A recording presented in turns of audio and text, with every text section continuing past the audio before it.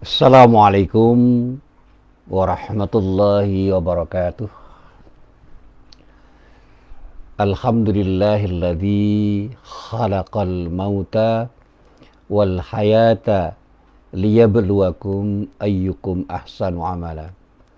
Ashhadu an la ilaha illallah wahdahu la syarikalah wa ashhadu anna Muhammadan abduhu wa rasuluh. Allahumma salli wa sallim ala nabiyyina Muhammad wa ala alihi wa sahbihi wa man walah. Amma ba'd. Para jamaah yang dirahmati Allah, alhamdulillah kita ucapkan puji syukur kita kehadirat Allah Subhanahu wa taala yang telah memberikan kenikmatan yang tidak terhingga kepada kita semua.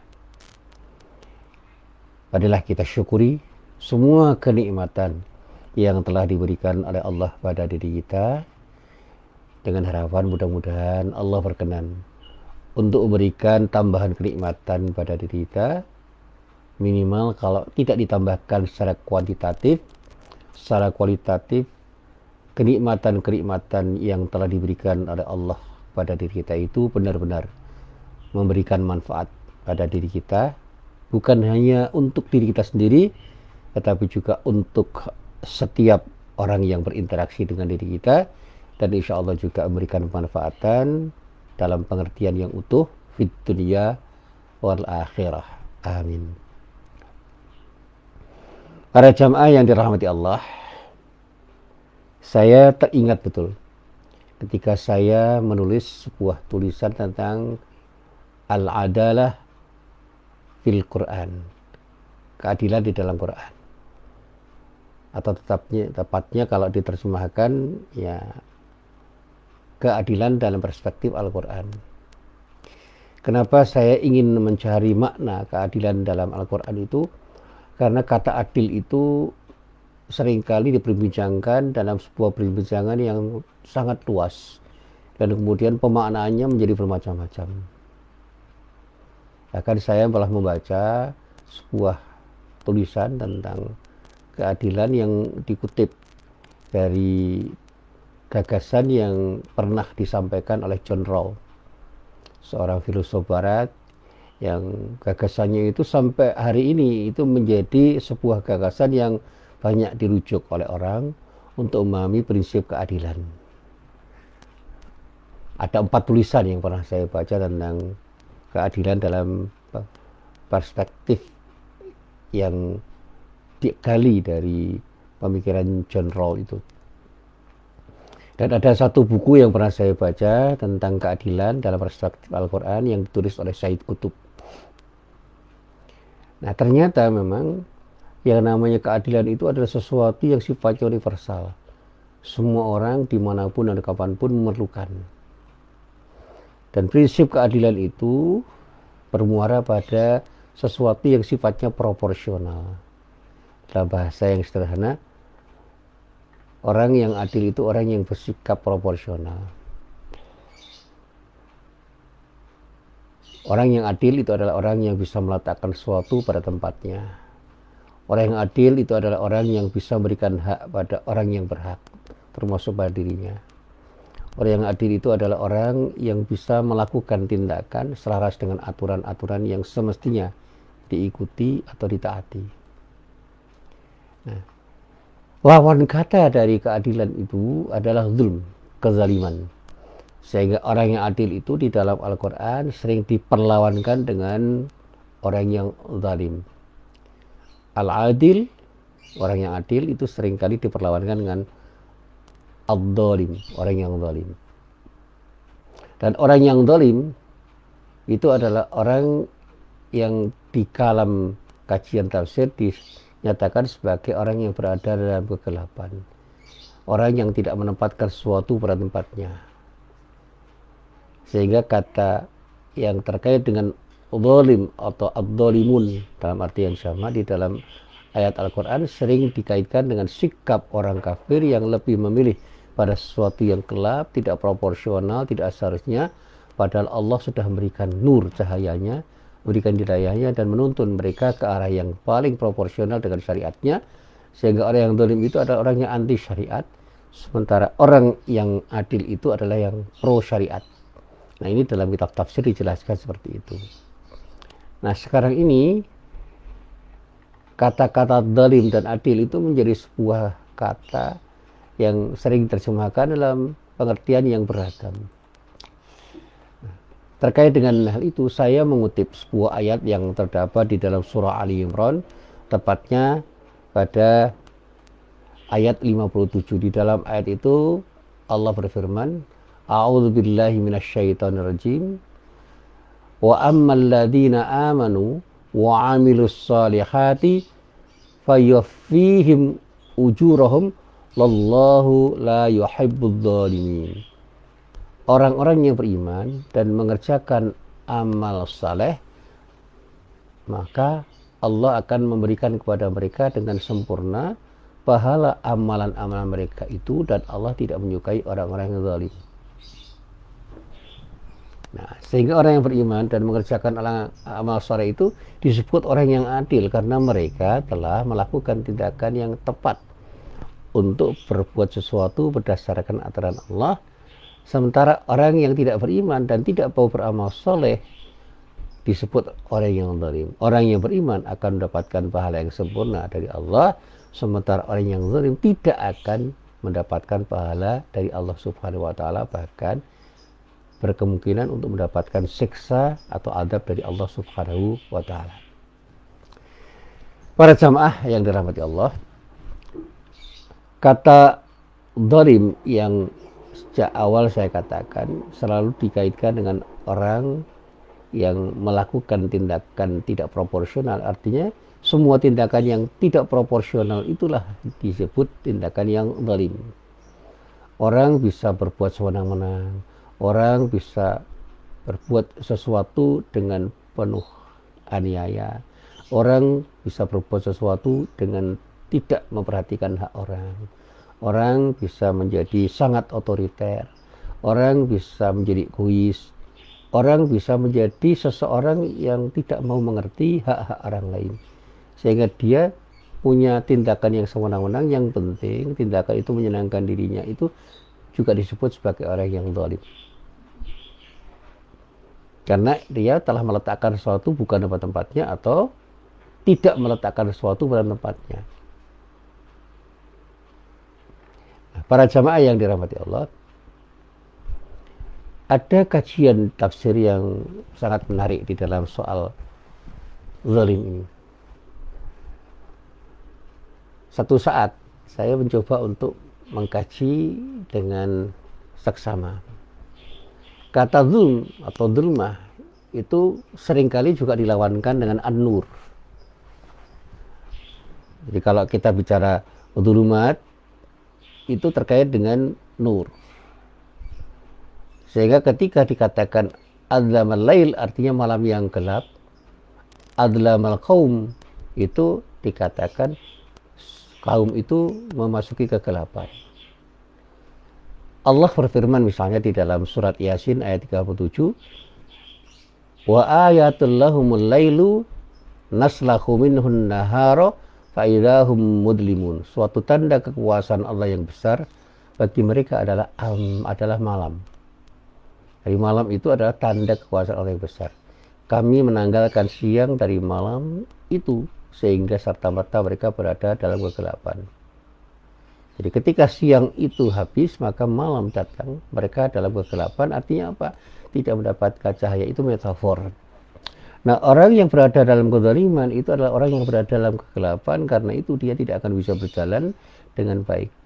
Sementara orang yang berada dalam nur, dalam cahaya, mereka akan bisa melihat sesuatu dan bisa berjalan sesuai dengan apa yang dituju. Karena apa? Karena dia bisa melihat jalan dengan baik. Nah, di dalam Al-Quran, kata zalim yang seringkali diartikan dalam bahasa sederhana meletakkan sesuatu bukan pada tempatnya, itu kemudian digunakan untuk menyebut tindakan syirik, tindakan pembangkangan, tindakan pengurangan, dan tindakan-tindakan yang lain yang tidak searah dengan prinsip syariat. Karena itu, jika dihubungkan dengan Allah, manusia itu secara pribadi maupun dalam hubungannya dengan sesama manusia yang lain, itu seringkali melakukan tindakan yang tidak seharusnya mereka lakukan. Seringkali mereka melakukan kedurhakaan atau melampaui batas ketentuan yang seharusnya mereka taati. Nah, para jamaah yang dirahmati Allah begini. Di dalam surat Al-Baqarah, misalnya pada ayat 35 dikatakan, wa qulna ya adamuskun anta wa zaujukal jannata wa kula minha raghadan haitsu syi'tuma wa la taqraba hadhihi syajarata fatakuna minadh dhalimin. Allah itu berfirman, kami berfirman, hai Adam, tinggallah kamu dan istrimu di surga ini. Makanlah makanan-makanan yang banyak lagi baik di mana saja yang kalian berdua sukai, dan janganlah kalian mendekati pohon ini yang dapat mengakibatkan kalian termasuk orang yang zalim. Adam itu hanya diminta tinggal di surga untuk makan makanan yang juga ada di sana, dan silahkan makan apa saja, tapi jangan mendekati satu pohon yang ketika didekati akan bisa mengakibatkan Adam itu menjadi orang yang zalim, sehingga Adam dan Hawa betul-betul menjadi orang yang zalim karena mendekati sebuah pohon yang kata para ahli tafsir karena dekat pohon itu kemudian dia tertarik untuk memetik buahnya, padahal itu adalah tindakan yang terlarang. Artinya pelanggaran kedurhakaan, dia melampaui batas Tuhan Allah. Dan di sini kita bisa mengatakan bahwa orang yang berbuat seperti Adam seharusnya berbuat seperti ini tetapi berbuat seperti itu, seharusnya belok kanan tetapi belok kiri, itu adalah orang yang zalim. Karena apa? Dia melanggar prinsip-prinsip yang telah ditetapkan oleh Allah untuk tidak dilanggar. Maka orang mengatakan termasuk orang yang zalim orang yang melampaui batas ketentuan agama sehingga melanggar sesuatu yang dilarang oleh Allah. Nah, kalau ini terjadi pada wilayah keduniaan, maka apapun yang dilanggar oleh manusia itu adalah sebuah pelanggaran yang mengakibatkan dia menjadi orang yang zalim. Karena apa? Dia tidak seharusnya berbuat seperti itu, atau seharusnya berbuat seperti itu tapi tidak melakukan seperti apa yang seharusnya. Ada sebuah hadis yang diriwayatkan oleh Imam Al-Baihaqi dari Amir bin Shu'aib di dalam kitab Sunan Al-Kubra juz 1 halaman 79, hadisnya hadis nomor 378, dinyatakan Rasulullah pernah bersabda, hakadzal wudu, demikianlah wudu itu. Faman zata ala hadza aw naqasa faqad asaa wa dzalama aw dzalama wa asaa. Siapapun yang menambah-nambah atau mengurangi wudu berarti ia telah berperilaku buruk dan zalim, atau berperilaku zalim dan atau buruk. Jadi kalau orang itu dituntun untuk berwudu dengan aturan yang jelas, kok malah menambah-nambah atau mengurangi aturan itu, dia disebut telah melakukan kezaliman. Karena apa? Tidak taat pada aturan. Ya, dalam tradisi fikih dinamakan bid'ah. Karena wudu itu ibadah yang mahdhah sifatnya. Siapapun harus taat pada aturannya. Kalau menambah atau mengurangi itu tindakan yang salah, disebut dzulm. Orangnya zalim karena dia telah melanggar aturan yang seharusnya ditaati. Artinya ia telah melakukan sesuatu yang buruk dengan meninggalkan sunnah. Dikatakan dalam bahasa sederhana tidak beradab dengan adab syar'i dan menzalimi dirinya dengan mengurangi sesuatu yang seharusnya dia lakukan. Bahkan kalau menambah juga tidak benar. Karena apa? Dia menambahkan sesuatu yang tidak seharusnya ditambahkan. Dan itu berlaku untuk yang lain. Di dalam sholat misalnya, itu tidak boleh ditambah dan dikurangi. Nah, tapi dalam muamalah kita seringkali berdebat, boleh nggak mengurangi sesuatu atau menambahkan sesuatu? Saya katakan, mengurangi sesuatu yang menjadi hak orang lain itu adalah zalim. Termasuk mengurangi sesuatu yang menjadi hak kita sendiri, itu zalim terhadap diri kita sendiri. Tapi menambahkan sesuatu yang tambahan itu memberikan dampak positif dan kita relakan untuk kita lakukan, itu sedekah. Saya pernah berdebat tentang soal riba, itu sederhana sekali. Riba itu bukan sekedar mengurangi sesuatu atau menaikkan sesuatu. Ketika orang itu ingin melakukan tindakan dalam rangka menguntungkan dirinya, dan kemudian dengan cara yang begitu rupa, apa yang dilakukan itu merugikan orang lain, disitulah ada riba. Jadi dalam jual beli, ketika kita mengurangi timbangan, dan pengurangan itu mengakibatkan kita untung dan merugikan orang lain, di situlah riba itu terjadi. Makanya di dalam utang piutang ada riba nasi'ah, adanya penundaan pembayaran yang mengakibatkan tambahan pembayaran oleh orang yang berutang pada orang yang beri hutang, itu disebut riba nasi'ah. Karena apa? Berpeluang merugikan orang yang berutang dan menguntungkan orang yang beri hutang. Tetapi ketika tambahan itu dilakukan oleh orang yang berutang atas dasar keikhlasan dia dan tidak dipersyaratkan oleh orang yang berpiutang, itu bukan riba. Itu adalah sedekahnya orang yang berutang kepada orang yang berpiutang, karena ucapan terima kasihnya itu diwujudkan dengan tambahan yang dilakukan, diberikan oleh orang yang berutang kepada orang yang berpiutang. Sehingga dalam istilah para ulama, menjadi riba kalau ada ziyadah masyrutoh, ada kelebihan yang dipersyaratkan. Misalnya saya katakan, saya utangi kamu 1 juta, kamu harus mengembalikan sebulan lagi dengan pengembalian 1.100.000. Yang 100 itu riba. Atau dengan satu janji, saya akan utang pada Anda. Ini yang ngomong yang berutang. Sudah, berikan utang. Wah, saya nggak bisa. Sudahlah, berikan utang pada saya 1 juta. Sebulan lagi akan saya kembalikan 1.100.000. Itu menjadi riba. Karena apa? Itu menjadi sesuatu yang dipersyaratkan. Kalau tidak ada 100.000 tambahannya, mungkin yang berpiutang tidak akan memberikan utang kepada orang yang berutang. Nah, saya pernah mencoba untuk menelaah lebih lanjut. Riba itu terjadi pada bunga bank misalnya. Karena apa? Ketika kita utang di bank bersyaratkan, silakan kamu utang pada saya, tapi kembalikan utangmu itu dengan tambahan sekian. Itu namanya ziyadah masyrutoh. Atau silakan Anda menyimpan di bank saya. Kalau Anda simpan di bank saya, maka sebulan lagi atau setahun lagi Anda akan dapat tambahan dari simpananmu itu.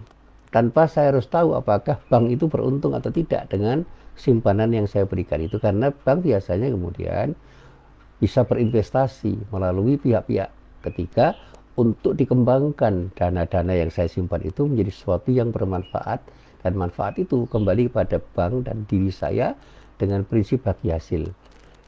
Jadi saya pernah diskusi begini, ada sebuah wacana begini, kalau saya menyimpan di sebuah perusahaan uang 1 juta, kemudian perusahaan itu menyimpan uangnya di bank, dan bank menjanjikan kepada perusahaan itu untuk memberikan keuntungan sekian persen dari simpanannya itu, tanpa perusahaan itu tahu apakah uang itu berkembang atau tidak, atau menjadi sesuatu yang bertambah karena keuntungan dari bank yang mengelola uang itu, dan kemudian menjanjikan kepada perusahaan itu keuntungan sekian persen, sehingga perusahaan itu mengatakan nanti Anda akan saya beri keuntungan sekian persen dari selisih yang bisa dihitung dari keuntungan yang dia dapatkan dari bank, itu riba. Tetapi ketika perusahaan itu menyimpan di bank dan banknya itu kemudian berinvestasi, melakukan investasi dan untung, kemudian sebagian keuntungan diberikan kepada perusahaan, dan perusahaan yang berinteraksi dengan saya itu memberikan sebagian keuntungan kepada saya, itu bukan riba. Karena itu adalah bagi hasil keuntungan yang dihasilkan dari uang yang saya simpan di perusahaan itu untuk diinvestasikan. Termasuk dalam kajian tentang wakaf. Mungkin saja saya punya uang 100 juta, saya wakafkan 1 tahun untuk menjadi wakaf tunai. Nah, ketika wakaf tunai itu saya berikan kepada nadir, badan wakaf yang namanya apapun, kemudian badan wakaf itu menitipkan di bank, dan kemudian bank itu memberikan bunga sekian persen, dan bunga itu diberikan kepada saya sekian persen, maka itu adalah tindakan riba. Nah, menjadi tidak riba ketika nadir yang mengelola uang wakaf itu menitipkan di perusahaan tertentu, dan oleh perusahaan itu dikembangkan uangnya menjadi sesuatu yang bermanfaat, dan kemudian keuntungan dari investasi dari nadir kepada perusahaan itu mendatangkan keuntungan, dan keuntungan dibagi, dan saya mendapatkan sebagian atau tidak mendapatkan itu karena saya berikan semuanya kepada orang yang bisa memanfaatkan wakaf tunai saya itu itu bukan riba. Sehingga wakaf tunai itu adalah tindakan untuk memberikan keuntungan kepada orang supaya harta wakaf saya itu bisa berkembang dan bermanfaat. Sehingga ketika harta wakaf itu kembali seperti semula, dan keuntungan yang dihasilkan oleh nadir ketika mengelola uang saya yang disebut dengan wakaf tunai itu bisa menggunakan keuntungan itu untuk kegiatan apapun yang bermanfaat pada siapapun yang bisa diberi manfaat. Berbeda dengan ketika kita bertransaksi dengan asumsi apapun. Sekarang ada yang namanya sukuk atau obligasi syariah. Nah, obligasi itu apa? Investasi atau utang. Kalau saya mengatakan sukuk itu gagasan awalnya adalah investasi. Sehingga ketika saya itu berinvestasi dengan model sukuk, sesungguhnya saya itu memberikan modal kepada orang yang memberikan surat berharga pada diri saya untuk bisa dikembangkan jadi sesuatu yang pada saat berkembang, keuntungan itu akan dibagi pada saya. Tapi kalau si perusahaan yang menjual sukuk itu mengatakan, Anda tidak usah mengerti saya untung atau tidak, tetapi Anda akan mendapatkan sekian persen dari uang yang Anda titipkan itu sebagai wakaf tunai yang saya kelola, tanpa kita tahu untuk apa dan apakah orang yang mengelola itu untung atau tidak, itu riba.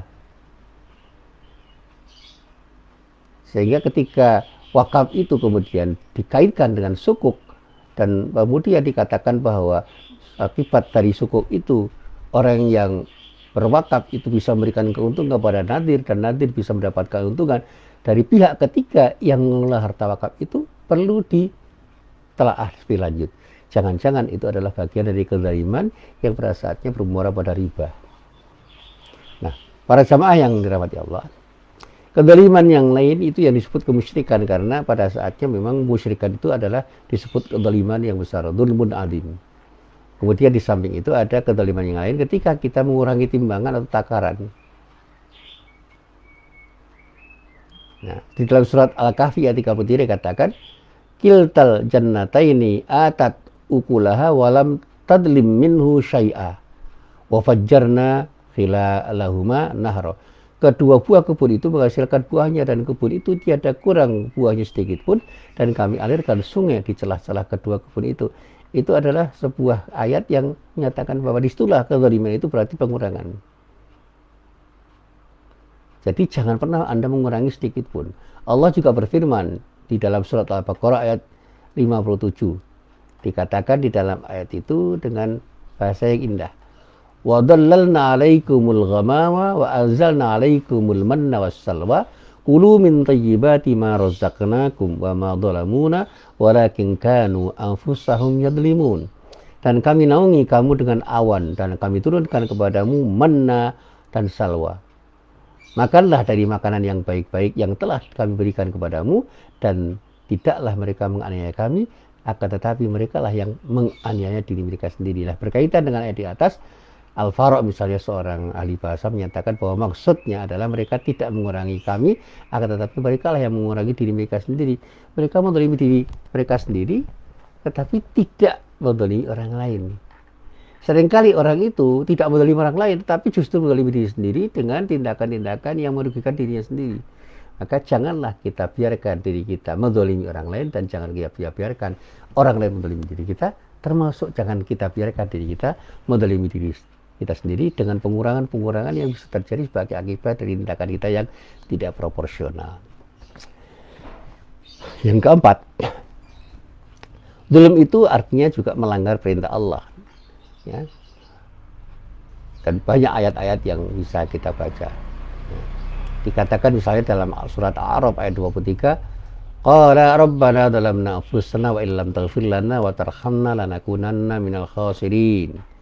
Ini dinyatakan oleh Allah di dalam surat Al-A'raf ayat 23. Keduanya berkata, ya Tuhan kami telah menzalimi diri kami sendiri. Jika Engkau tidak mengampuni kami dan memberi rahmat kepada kami, niscaya kami termasuk orang yang merugi.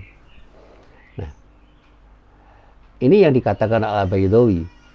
Al-Baydawi mengatakan bahwa kalimat ini telah menzalimi diri kami sendiri, itu maksudnya adalah kami telah merugikan diri sendiri dengan berbuat maksiat dan keluar dari surga. Ini perkataan Adam dan Hawa yang sadar bahwa dia telah mendolimi sendiri-sendiri, sehingga dia mendapatkan hukuman dari Allah berupa keluar dari surga. Yang kelima, doliman itu bisa berarti menjerumuskan diri pada azab Allah. Jadi membiarkan dirinya terjerumus pada azab Allah artinya menzalimi diri sendiri, itu artinya berbuat dosa, dan dari sebab sebagai perbuatan dosa itu kemudian Allah memberikan azab pada diri orang yang berbuat dosa itu. Yang keenam, berhukum dengan hukum selain Allah nih. Nah, sekarang banyak sekali.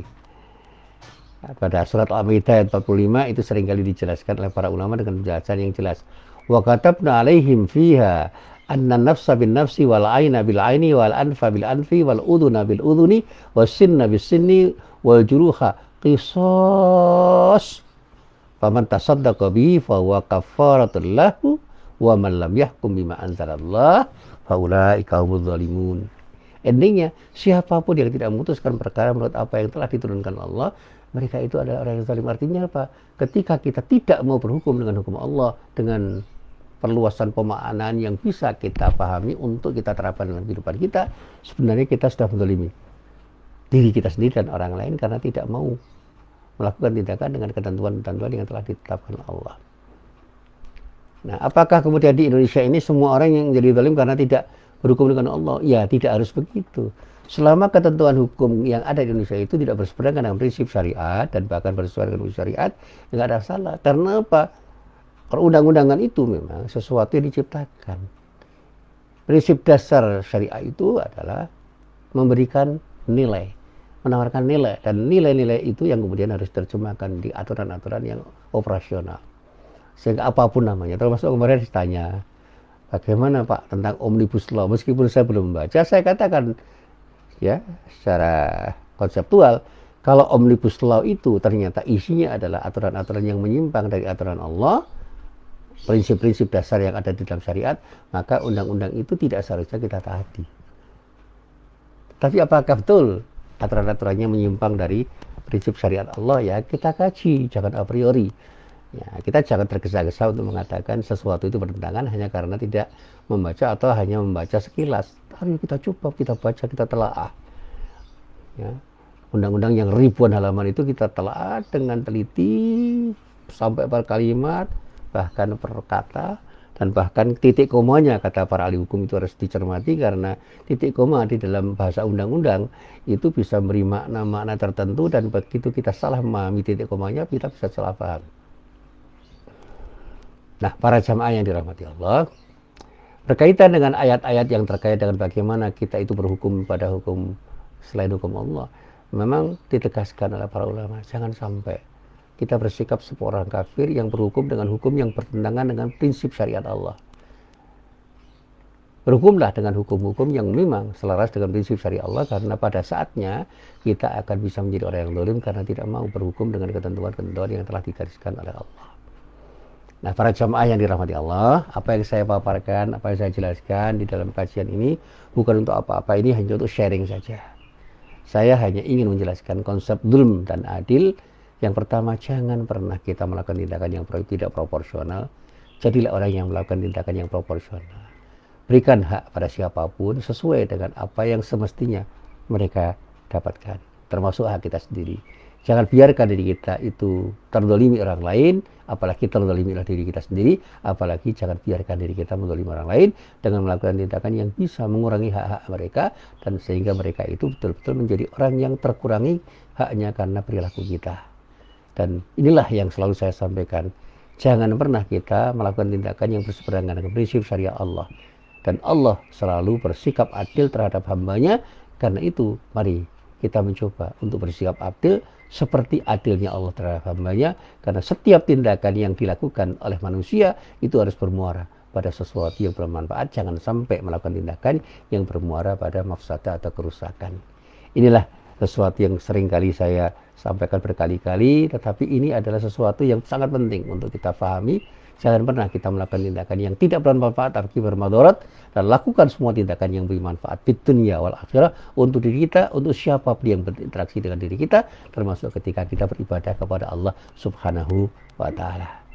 Nah, para jamaah, sekali lagi inilah yang bisa saya sampaikan, mudah-mudahan bermanfaat. Billahi taufiq wal hidayah. Wassalamualaikum warahmatullahi wabarakatuh.